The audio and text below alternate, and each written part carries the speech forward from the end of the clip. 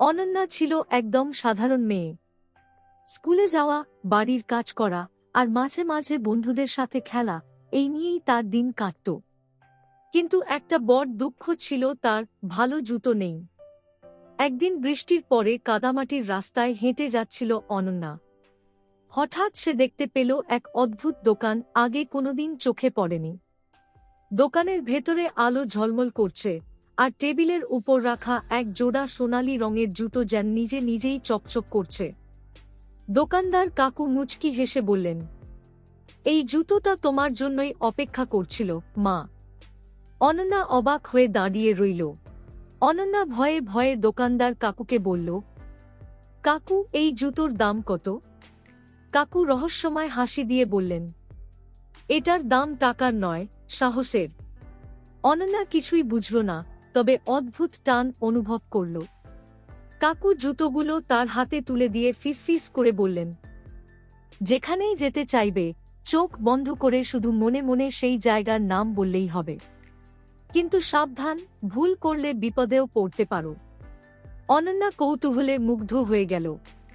সে বাড়ি ফিরে জুতোগুলো পরে ফেলল। তখনও তার মন ভরা সন্দেহ।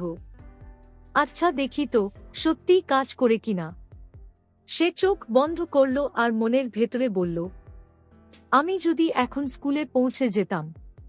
চোখ খোলার পর দেখল, সে সত্যিই স্কুলের গেটে দাঁড়িয়ে।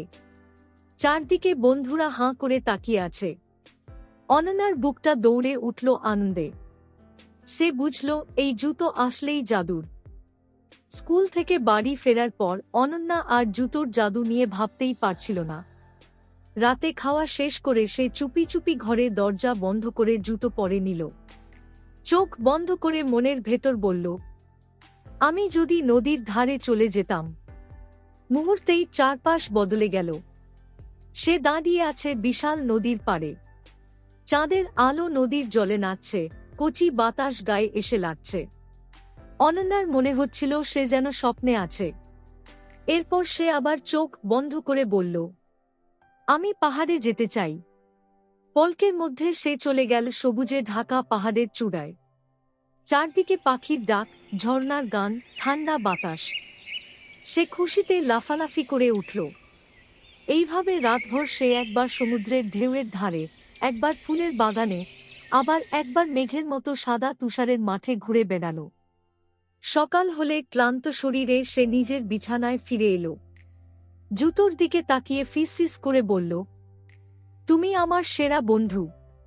অনন্যা প্রতিদিন জাদুর জুতো পরে কোথাও না কোথাও ঘুরতে যেত।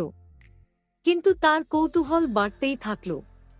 একদিন দুপুরে সে ভাবল, আমি যদি আকাশে উড়ে গিয়ে তারা ছুঁয়ে আসতে পারতাম।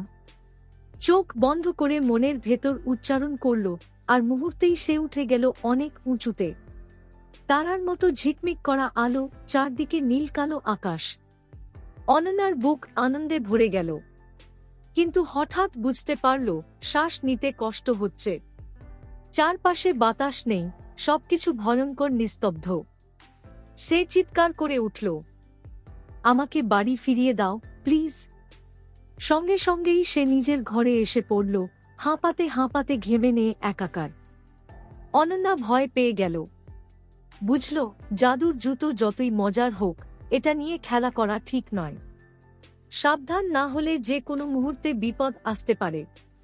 সেদিন রাতে সে জুতোর পাশে বসে ফিসফিস করে বলল, আমি প্রতিজ্ঞা করছি, তোমাকে শুধু ভালো কাজে ব্যবহার করব। জুতোর ঝিকমিক আলো যেন একটু উজ্জ্বল হয়ে উঠল, যেন সে প্রতিশ্রুতি শুনে খুশি হয়েছে।